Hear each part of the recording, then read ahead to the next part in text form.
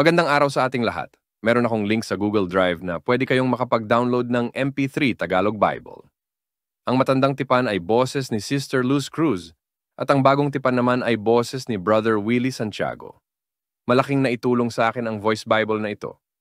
Makikinig ka lang at alam mo na ang nilalaman ng Bible. Pwede mong save sa flash drive or memory card para ma-play natin sa MP3 player or sa cellphone. Ito ay sa may gusto lamang. Pero encourage ko kayo na magkaroon kayo ng kopya. Mas madaling malaman ang Biblia dahil convenient ito kaysa sa magbasa. Nais ko kasing kayo mismo ang maka-experience ng nilalaman ng Biblia kaysa sa sinasabi ng mga mangangaral. Bago tayo makinig ay manalangin tayo sa Espiritu Santo upang gabayan niya tayo sa ating pakikinig ng MP3 Bible. Ang link ay nasa description box. At pwede mo itong ma-download lahat.